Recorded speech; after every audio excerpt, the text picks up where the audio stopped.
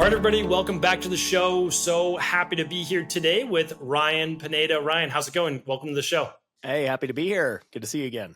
Yeah, same here. So we were just chatting just for a couple minutes before the show started. I was fortunate enough to be able to see your operation out when I was in Vegas, and I was kind of blown away, meaning that I walked in as expecting to do a podcast, and I'm actually walking into a conference room, and then there's a big seminar area where maybe you could speak to 50 to 100 people. We've got offices on the first floor. We go upstairs. There's your office, podcasting. You've got the sales team. You know, it was a serious operation. And first of all, I want to congratulate you on that. But also, I thought that you had so much to be able to offer and share our health practitioners that they could learn from you here today.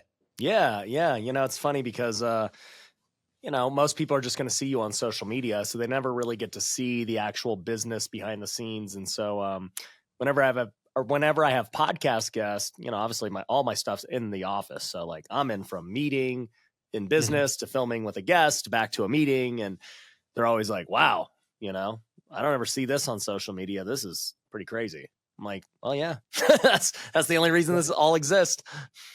Well, that is it. I mean, to pull back that curtain it is nice, but it's impossible just to have people kind of shadow you for a day because it wouldn't make sense because it's just you literally going from meeting to meeting, call to call, podcast to podcast. But that's work. Like that's the everyday that I try to also share with people. That I just read a great book. Maybe you've heard of it as well. It's just chop wood, carry water.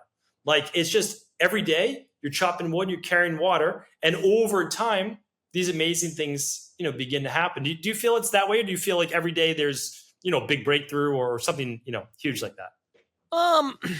Look, I think one of the benefits of having a podcast, as you know, is that you get to meet great people who inspire you to do different things. You get to hear different ideas. And so there are days where I'll have a big breakthrough because I'm like, that's it. That's exactly what I've been thinking about. You just finally helped me unlock it. And so, I've been fortunate enough that I've had so many big people that have really helped me along the way. So that definitely happens. But I mean, to be honest, and this, it's like business is kind of boring, and that's good because at the end of the day, if business starts to get boring, that's usually means you're making money, right? If you're constantly scrambling, trying to figure things out, that means things probably aren't working out too great. So the moment you can like really get it dialed in and optimized and it becomes boring, then you've probably won. I do think that it's a great sign that you've implemented systems that allow the business to run without you constantly juggling all of them. Potentially, you've got a team helping you with that or assistants. And so, yeah, I completely agree. One of the things that I wanted to mention, though, is so you wrote a book called The Wealthy Way, which we're definitely going to chat about here today. But one of the first places that you start in the book is that really nothing happens without the proper mindset. And although I can sometimes talk about that, the angles that I approach it at are sometimes different from other people. So you're talking about a book on maybe investing and earning an income, and we'll get into that because it is a little bit different. But why start it or talk about mindset as almost a prerequisite? For me, I've always been a very tactical, strategic guy. And, at the end of the day, I've realized that very few people can just straight up take action with pure tactics. Most people have many false beliefs, many insecurities, many, things they got to overcome mentally before they're even willing to take action, right? If I'm like, hey, go start a podcast, it's a great thing. It's like, well, yeah, we can all agree it's a great thing, but they have 20 different objections in their mind that prevent them from starting. And so in order for anyone to take action, they got to first change their mindset and accept that, okay, all these things I think are impossible or, are going to stop me. I can't make those excuses anymore. And then by the time you finally give them the solution, the tactical thing, they're no longer having all these things. It's like, oh, okay, this makes sense. Let me go ahead and do that. What are the biggest blockages, brain blockages that you would say you've seen from people even getting to the starting line? Biggest hangups that you see with people as to why they don't begin in the first place? Well, it just depends on whatever the craft is. But there are some very common ones, right? One would be money. Money is like always needed for many different things, right? I want to start a business. I want to invest in real estate. I want to, go do this thing. It's like, all right, well, there's always money that's associated with that. And so people think they don't have enough money.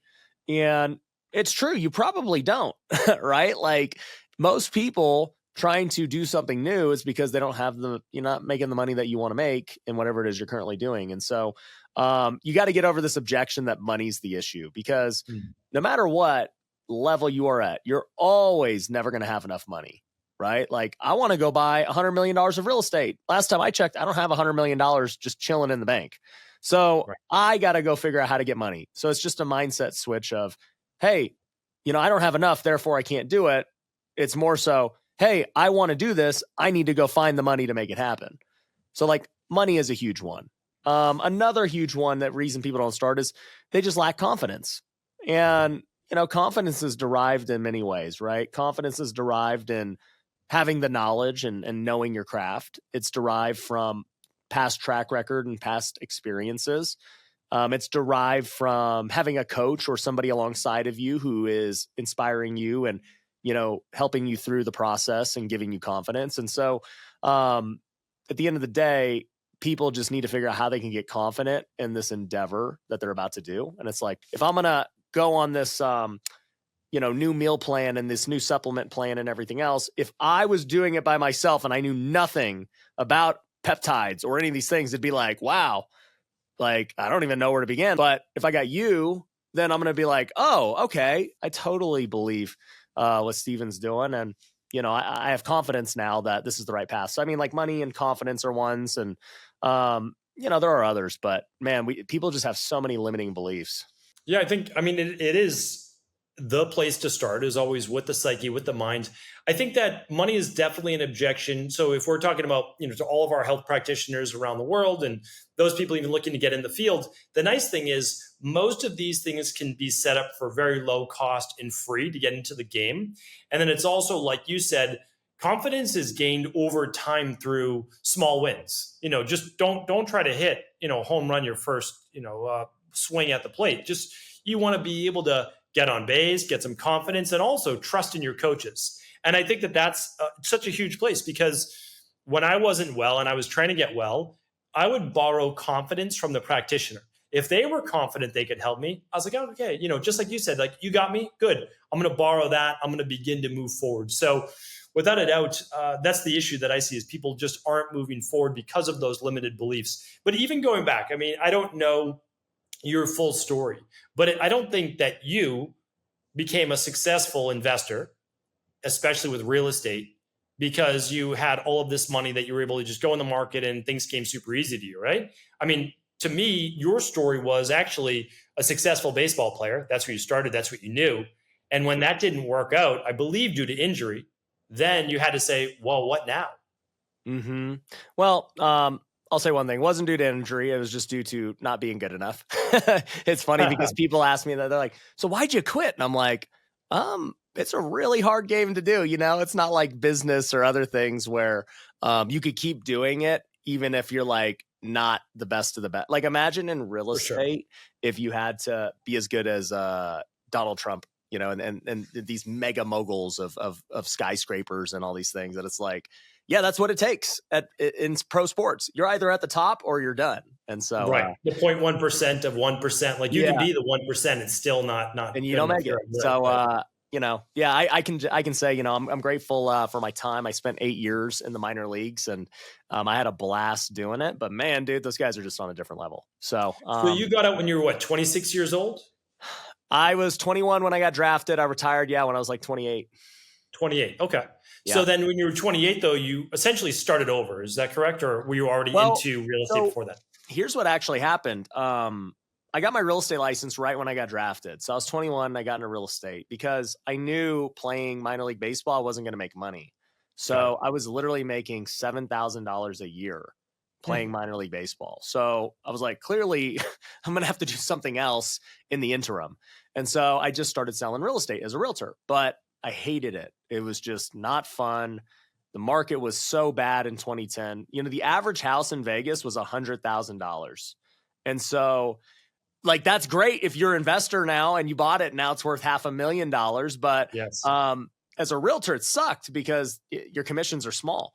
So, I ended up quitting being a realtor after a couple of years. And then I came back into real estate in 2015 and I started flipping houses because I learned about all these ways you could flip houses with no money. And so I maxed out all my credit cards and just went all in and started flipping houses. And thankfully, obviously it worked out. And, my first flip, I made 25 grand. And so I was still playing baseball while I was doing this. And by the time I retired in 2017, I had already flipped about 50 houses while I was playing.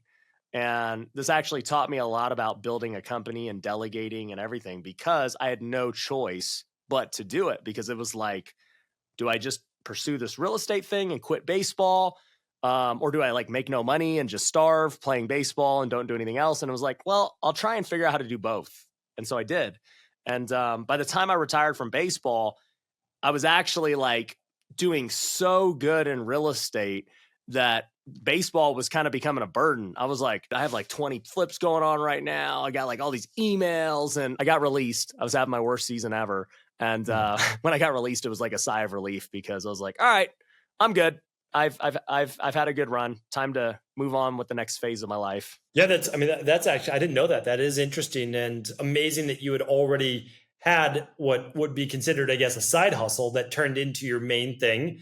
That you were able to slide right in there. So one of the other things that, and I want you to go a little bit deeper on this topic, because some people, a lot of our health practitioners, they might be transitioning from other careers as well.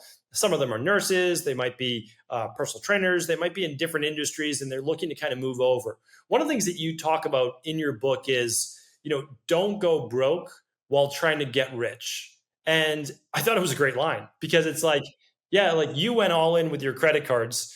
So did I, by the way. I had a small condo in Boston. It was like 646 square feet. I can still remember it. And I took out a $50,000 HELOC on it, home equity line of credit. And that was with my credit cards to open up my first location in 2007. But I don't know that that's wise for everyone. And I can't recommend that for everyone. But there are other ways to do it without risking it all. And so share a little bit about your philosophy on that. Look, at the end of the day, I was young when we risked it all. I had just gotten married. We'd been married a year, and my wife and I looked at it, and, we both are believers. And so like, at the end of the day, we were like, hey, if this works out, this is going to be amazing. If it doesn't work out, we're still going to be okay. Yep. We know what's going to happen. Like, God will take care of us. And so, thankfully it worked out. And, everything in our lives has always been that way. We've constantly just had to kind of step out in faith onto whatever the next big thing was. And so it goes back to this idea that, man, I don't have enough money to get started. I don't have enough money to do this. It's like, once again, you never have enough money for the next level. That's you would already be there if you did, right? So, we, in my opinion, didn't have much to lose. I was like, well, if it works, we're rich in our mind, right? If it doesn't work, well, we were broke already to begin with. Now we're broke with just some extra debt. Who cares? Well, maybe we go bankrupt and we restart. No big deal. Like, and I tell people this all the time. I'm like, if you have no money, and let's say no money is $0, or maybe you have debt, or maybe you've even saved up 10 grand, which is what we had. You're still broke, So you might as well take a risk and just try and go for it and bet on yourself. So that was one thing. Now, I do understand that, there might be people listening who are like, well, you were younger. Now, I can't do that. I have 3 kids. I got a family. I'm further along in life. And so your risk tolerance changes as you get more responsibilities as you get older. And so I fully understand that. But what I would say is you're going to always have to take a risk to get to the next level, whatever that is for you. You have to step out and get uncomfortable. And once again, that could look different for everyone. That could be you putting in extra hours. That could be you attending an event and a seminar. It could be you hiring a coach. It could be you maxing out credit cards. Like, it could be a number of things, but I can tell you this, just doing the same thing over and over again, and you're not happy with the results, it's not going to all of a sudden change. You have to do something uncomfortable. Agreed. That's what I was. No kids, basically 1 year married when I did the same thing basically as you. So I get it. And when I look at it now, of a 9-year-old daughter, 11-year-old daughter, you're further into life. That's just kind of the way that it is. But I do agree that usually you're always able to up level in some other way as well. So just as you said, I would totally agree with investing in going to an event, invest in a mentor, and put in extra hours. And if you're not willing to do one of those, it just may not be as high a priority right now. And you're not just willing to go for it. And, that's okay. That's just a decision you have to make. I know that it does not get easier with age, though, at all. And Yeah, so what you that's want to for do sure. is just say, can I get one more hour in the morning? Can I get a couple hours on the weekend? And you just make the deal with your family. In my opinion, if your kids see you working a little bit, like extra, like, oh, that's because he's going for, or she's going for her dream. And, that's the side hustle that you eventually want to make work. And so I love that philosophy for sure. Yep, 100%. So let's also go over though, what is, because you state this as well, what does building wealth in a more sustainable way mean? So how do we do that realistically, whether it's investing wise, investing in ourselves, investing outside of ourselves? What does that look like? Well, I think wealth is just much more than money, right?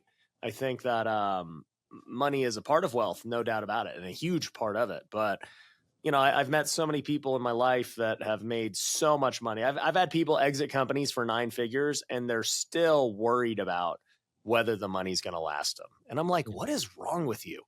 And we can all sit there and look at them like that, but the truth is, many of us do the same thing, right?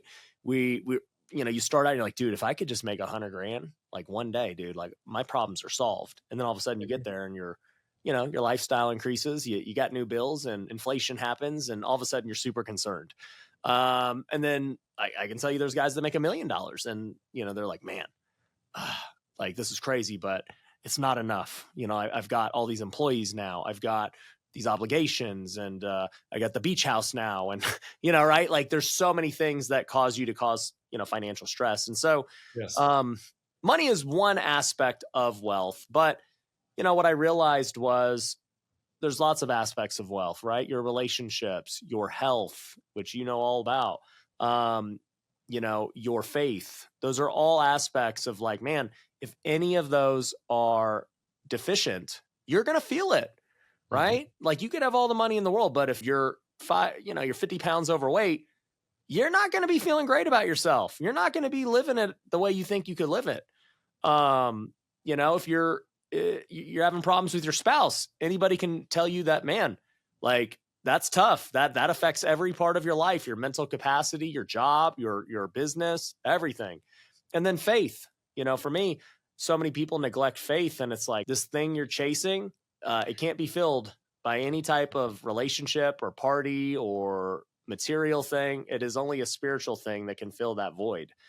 And, for me, I've kind of just intuitively known that, and I've built my life around that. And, I make it an effort within my schedule to practice growing all of those things, not just the money side. So it's like every morning, I wake up, I spend time with God. I read my Bible, I pray, I memorize scripture, and like I do the things that I know are going to fill my spirit up. Then right after that, I work on my health. I go to the gym, I knock it out, get it done. Then, I go to work and I go out and make the money and do what I got to do. And I spend a lot of time, at the office doing it. I work really hard. And then I leave at 5:00 and I go spend time with my family and work on my relationship with my kids. And, business is done. My workouts are done. So, I can go focus on that. And I've been doing that every day for like the last 8 years. And, the reason I don't work on the weekends, I haven't worked the weekends either to get to this point, is because I value that time with my family, with God. I don't want to work on Sunday. And so, I'm here to tell anyone that regardless of what you've been told on social media, you can move really fast and build a lot of financial wealth without having to sacrifice all the other things in life. I actually think that by having the right kind of balance, you end up producing more fruit and doing more. I can't tell you how many of my best ideas and things have come because I'm resting and because I'm not working. And you said you've been doing that now for 8 years. Like, so that's, you started pretty young then. So how did you first say, I'm going to kind of schedule this into my life, where most people are just grinding away, trying to make it happen. And then as they start to accumulate a little bit of wealth, then they say, okay, I need to start taking care of my health and my family and my spirituality. Well, I think once again, I kind of got lucky in the sense that most of these things were ingrained in me young. So when it comes to health and working out, I mean, I was a pro athlete. So like That's true. that part was easy. I'm like, well, bro, I'm not going to just go and get fat because I don't play anymore. Like I literally cannot work out. Like I have to. It's in my DNA at this point. So, that was easy. When it came to faith and I wanted to start taking it far more serious, I just started reading in the morning, and then I started to discover like I felt better throughout the day. My wisdom was increasing. My life was starting to change. And, I soon realized like if I didn't do it, I felt different. And there was definitely a correlation. And so now I desire to do it. I don't like wake up like, oh, I have to go do this thing. No, it's like I wake up and I don't even think about it. It's like, yeah, this is what I do. This is my identity. This is who I am. And the benefits now that you have hindsight have proven themselves, over and over of like, man, I've had to get through so many difficult situations with business and different things happening and haters or financial problems, lawsuits, like anything you could imagine in life that would happen. And it's like, if people don't have a spiritual side of things and they just got to rely on themselves to solve it, it gets really difficult. But when you have faith that it's going to be okay, it makes you perceive your difficulties in a different way. And so you start to learn things like, in the book of James, it talks about, man, like rejoice whenever you face any kind of trial, because it's through those trials that you develop perseverance, and, let perseverance finish its work in you so that you can become mature and complete. And so I think that every big, setback in my life, every big problem has continued to develop my perseverance and make me more mature. Not only as a businessman, but as a father and as a husband. And, just even with the weekend thing, it wasn't like I set out to say, oh, I don't want to work weekends, and I'm going to set this trend. It was like, hey, I actually just genuinely would like to not, I would like to be so good at business that I could just work on the weekdays, and I don't need to work on the weekends, and it would be good. And sure enough, like I worked towards that, and it like business kept growing the way I wanted it to grow. We were making the money we wanted to make, and I didn't have to do it. And so, and even if I didn't get the work done that I wanted to get done, it forced me to be more efficient because I had time constrained myself, it's just like at the end of the day, I think we waste so much time thinking that, we just have to do all these things, and we mistake busyness for effectiveness. I agree. I'm wondering if you're the same. So, well, just as a little aside, I used to work, I almost always took off Sundays. Every once in a while I'd work on a Sunday, but I worked Monday through Saturday. And what I started to do was then work a half a day Saturday. And then I'm like, all right, but I have my phone on me. So if anybody needs me, I'll be available. And then I started to just wean that back. And it was the same thing Monday through Fridays. And to me, though, I was a better leader for the team. I was a better practitioner. I had a clearer head, better at everything by taking those 2 days off, because it just allowed me to step away. And when you can step away for a moment, then you're not in it, and you typically can get a much better picture of what needs to be done, not only in the future, but just that next week. Okay, this is what it's going to look like. So I'm not sure if you saw the same. I'd like to hear that. But also, do you structure your day? Meaning, like, do you schedule your entire day, or do you kind of leave it open for things to fill in? Thinking about just time, right? Everything we're talking about is time management at the end of the day. And so, when I just think about time with my family, right? I'm a guy who prioritizes family. I think I do a pretty good job. But like, even with that, like, if you just think about the 5 days a week, I'm not really seeing my family too much in the morning, like I'm doing my thing and they might be waking up, but like very little. And so, I'm going to see them from about 5:30 to 8 o'clock at night. My kids anyways, 'cause I'm trying to put them down at 8, and then I'll hang out with my wife, from maybe 8 to 10. and then, we're going to bed. So it's like, all right, I might see my kids for, let's say, 3 hours a day on the weekdays. That's 15 hours. And so you think about that and you're like, that's not very much time with my kids. And once they leave my house, when they get older, they're done. So that was why I made the decision of like, all right, you know what, weekends, I'm just going to stay and hang with the kids and hang with the fam and stuff and get, to your point, the 16 hours.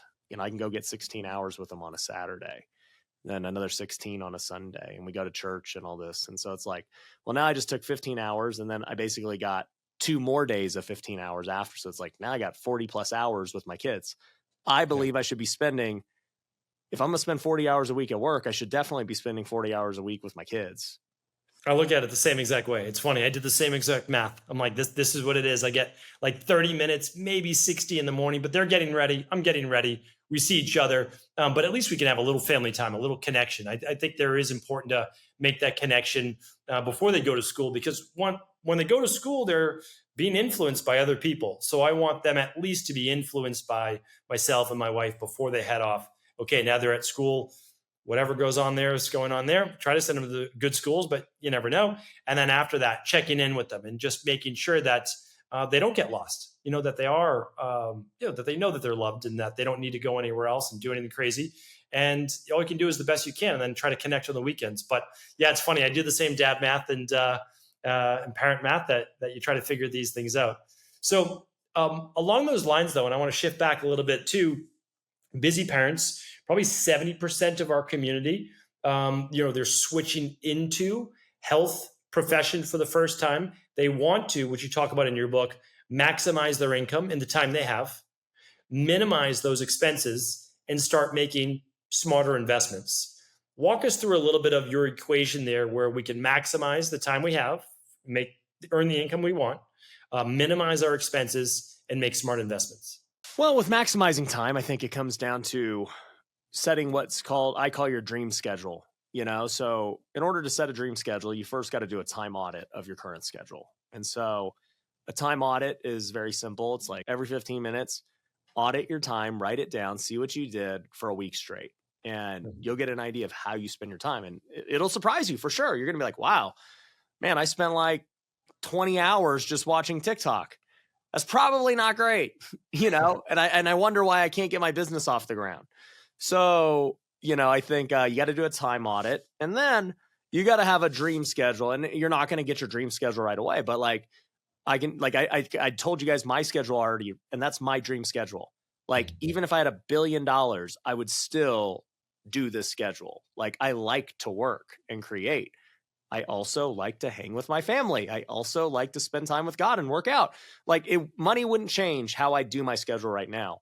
And so that's the point of where you want to get. It's like, all right, ideally, what would I do every day if money and my career allowed me to do whatever I wanted, right? And some people may say, I don't want to work, period. And that's completely fine. You better go figure out how to go invest and build something that allows you to do that, which, is kind of point number 3 of what you said of like, how do I invest my money? And it's like, for me, I am all about real estate. At the end of the day, I've invested in lots of things in my life. And I just keep realizing like, I just got to stick to what I know because real estate's just always that thing. And, I've been able to invest in over $100 million of real estate over the years. And I've been able to make a lot of money and make investors a lot of money in the process. And, that's really like my focus at this point. It's like, hey, you know what? You got all this other stuff out of your system, trying out all these other investment strategies. Just stick to what you know and what got you here.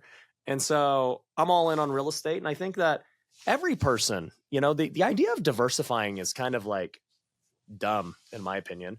I think that at some point, sure, you can diversify if you've already made millions, right? So diversifying is good when you want to preserve wealth, not when you want to create wealth. And so, yeah, if you've made 10 million bucks and it's sitting in the bank, diversify it. Go try and figure out how to go make 7%, 8% across lots of things and go live off of 8% of 10 million, 800 grand, right? A lot of money. And that's fine. But most people, that's not their strategy. Most people are trying to build wealth. And so the way you build wealth is by developing a skill that you are really world-class at. And so for me, that skill was real estate. I got really good at finding deals. I got really good at flipping houses. And I used that skill to find more deals, flip more houses, make more money. And then once I made some good money, I started to keep some of them as rentals. And so instead of flipping them, I did the exact same process. I found a deal, I fixed it up, but instead of selling it, I just got a tenant. And I started to build some long-term wealth that way. And then those properties appreciated. They cash flowed and, they've been a great source of wealth. And then I started to develop new skills. I learned how to do, social media and marketing and events and other cool things. And all of a sudden, I got all this new active income coming in. And you know what I did? I said, let's go put it back into real estate. Let's just buy more rentals and, keep doing that cycle. So it's like, I think you develop skills that make you active income. And so for the healthcare practitioners here, you can make a lot of money in healthcare. So you don't need to learn how to flip houses per se. Just get better at building your healthcare business. And from there, once you're making money from that, you can invest in real estate and you can invest it into your own deals if you're really passionate about it. Or you just go with a guy like me or whoever else who's got a fund and you just invest with them and let them do all the work. You just put up the money. Yeah, I used to not believe in that strategy. I used to believe more in diversification because that's at least what I was taught growing up. Meaning like you want to mitigate your risk. You want to kind of like move things out. But I realized that only the top people end up getting what it is that they're looking for in their given field. So one of the things that we teach is like, especially to all of our practitioners, you're some of the very few people that run labs and actually can show people exactly what their deficiencies are, their toxicities, specific protocols, like everything, and go all in on being great at that. You don't necessarily need to be, at least at first, the best social media marketer, the best whatever it is. You will need to get there, but if you're not great at being a practitioner, start there. And then once you've nailed that, expand that circle. You can hire someone to do your social media if you wanted to, but you can't hire someone to do your core competency. And when it comes to investing, like I don't even look at that, to be honest with you. I've been working a long time. I've been fortunate to have some success. I don't try to be a great investor. I know zero about investing. And that's because anytime I ever spent learning about investing would take away from the thing that I know how to do. And I'm always trying to get better at. So then what do? Hire or look towards or get referrals then for great investors, to be able to do those types of things.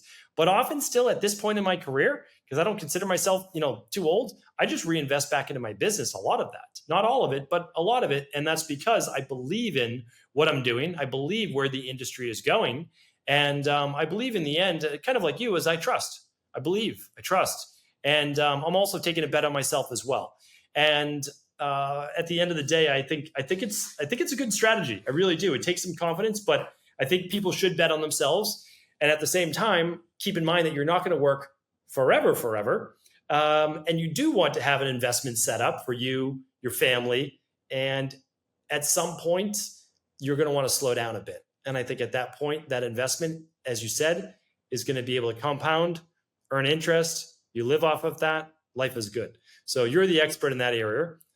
Give us a couple options. Obviously, with what you do, people can learn to invest in real estate. They could not learn to invest in real estate. They could invest in a fund. When you invest in a fund, just from my own knowledge, do you have to wait until the property is sold? What does that look like? Just again, from my own knowledge. I know this is kind of outside of the health field, but.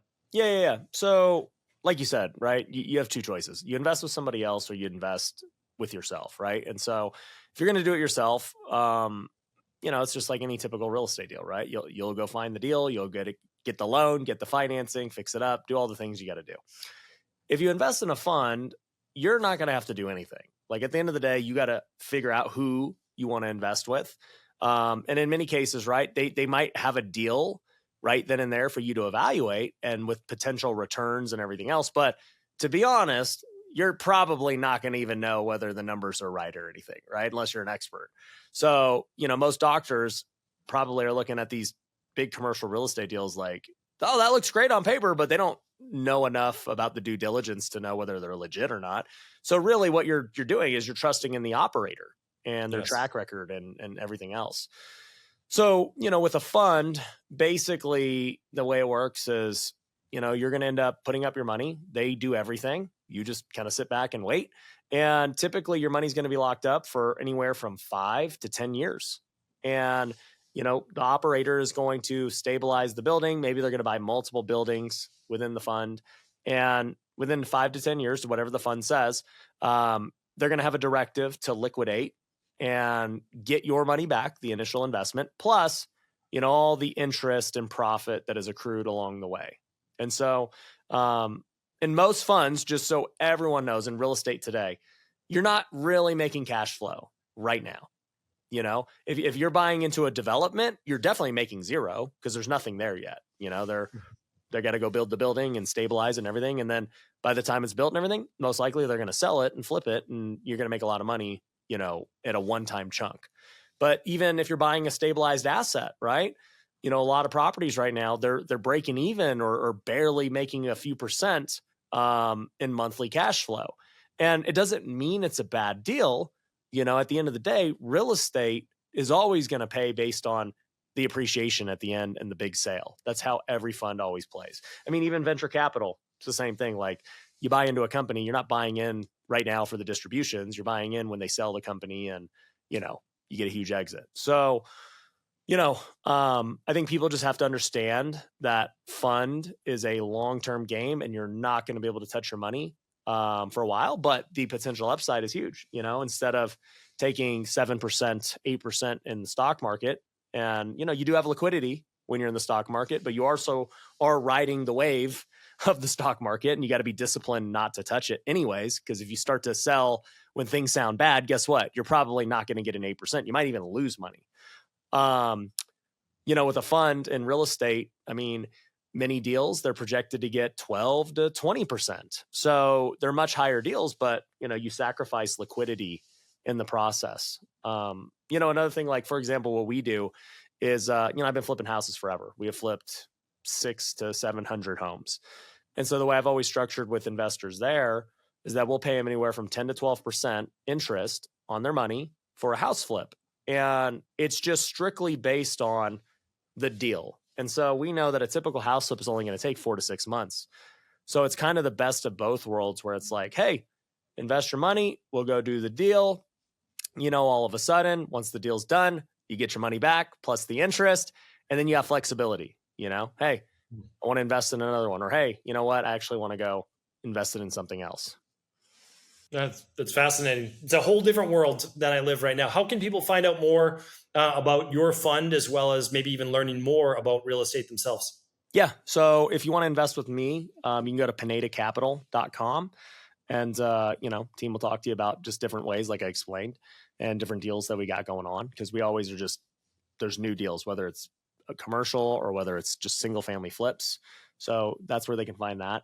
To be honest, for the healthcare professionals, I wouldn't recommend buying my education, if I'm being honest, because I'm just a believer in that they should build their business better, and we actually do. Well, I take that back. We do have education on building business and doing better marketing, creating offers, building your operations out.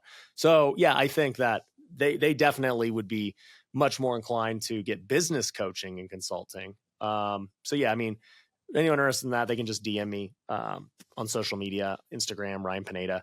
But yeah, those would be my recommendations. That's excellent. Where can they get your book as well, The Wealthy Way? Oh yeah, just go on Amazon, Wealthy Way, check it out. Hopefully it inspires you, gives you some new mindset and everything else. Fantastic. So we're going to link out everything up in today's show notes, but any closing words for our community? Anything else you want to share? I would just say, like, at the end of the day, figure out what's most important to you and reverse engineer how to get there. Right. So if it's spending more time, if it's, building up that nest egg, that retirement, we got to figure out how to go about it. It's not just going to happen. You got to be intentional with it. And it starts today. Great closing words. Ryan, I appreciate your time here today. Thanks so much. Yep. Appreciate you.